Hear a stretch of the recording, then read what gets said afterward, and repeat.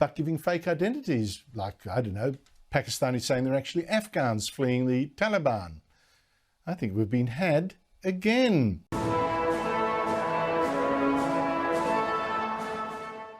War means refugees, but also people pretending to be.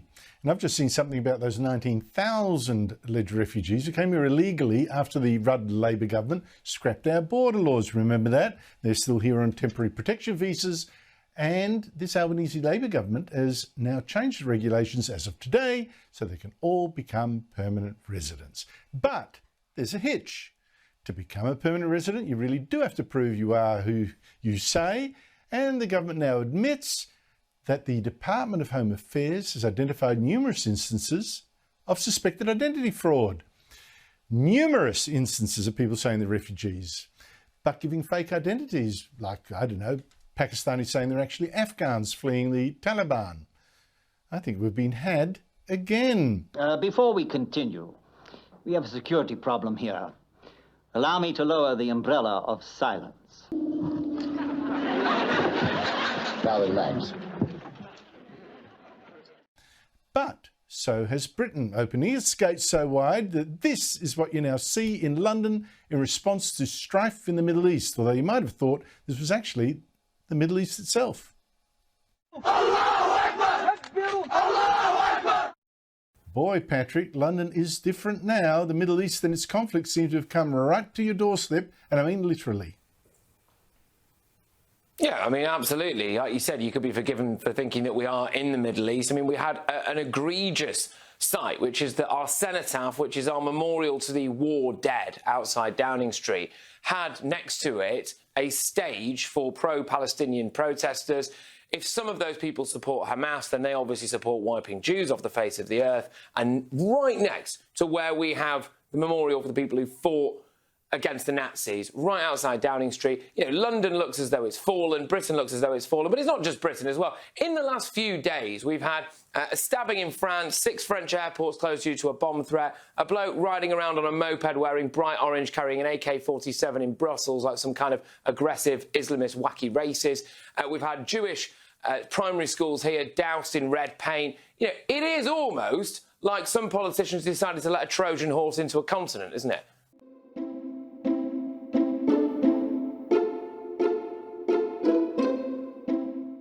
Well, it's funny you say that because meanwhile you've got the First Minister of Scotland, whose wife has family in Gaza.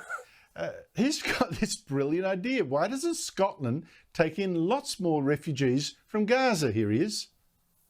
There are currently 1 million people displaced within Gaza. Scotland is willing to be the first country in the UK to offer safety and sanctuary to those who are caught up in these terrible attacks. What will you do without freedom? Will you fight? Is this really what Britain needs?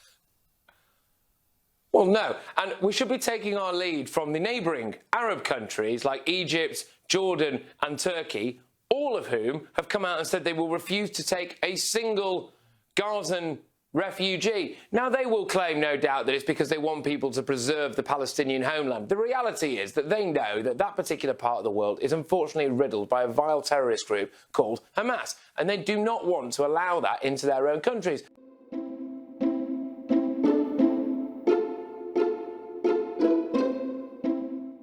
Well, step forward the useful idiot Humza Yousaf, who's decided to open Scotland up as some kind of training ground for these people to come over here. Nobody's consenting to this. He's just floated this policy that's completely bizarre.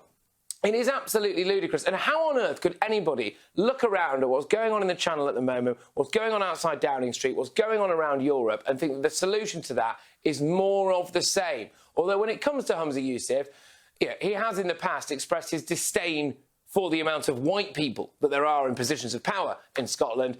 Maybe, just maybe, he's hoping to replace some of those. When the most senior positions in Scotland are filled almost exclusively by those who are white. Take my portfolio alone. The Lord President, white. The Lord Justice Clerk, white. Every High Court judge, white. The Lord Advocate, white. The Solicitor General, white. The Chief Constable, white. Every Deputy Chief Constable, white. Every Assistant Chief Constable, white. Every Chair of every public body is white. And tell our enemies that they may take our lives, but they'll never take our freedom! Way he whipped out the word white like it tasted bad. Scotland, lots of white people. Stunned, I am.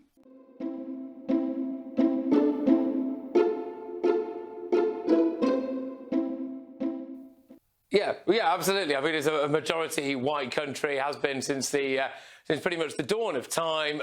Just remarkable, isn't it? I mean, what do these people expect, though? Seriously, but you know, there is a massive issue here. There is a massive cultural and societal issue here. But right now, the main problem on the streets of Britain is actually the question of safety, and we have awoken a hardcore group of people, 40,000 people we currently have in this country on a terror watch list. Most of them are Islamist, and we have a problem now in the Middle East that is playing out on our streets in Britain. And a lot of people are clamouring for us to raise our terror threat to its highest level. We haven't done that yet.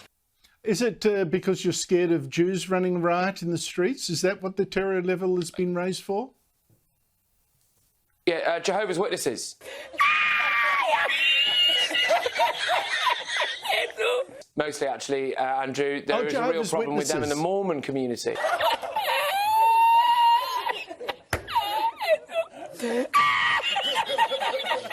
Yeah. It's always them. Those Mormons, wouldn't trust them as far. Yeah. Always those Mormons. I mean, seriously.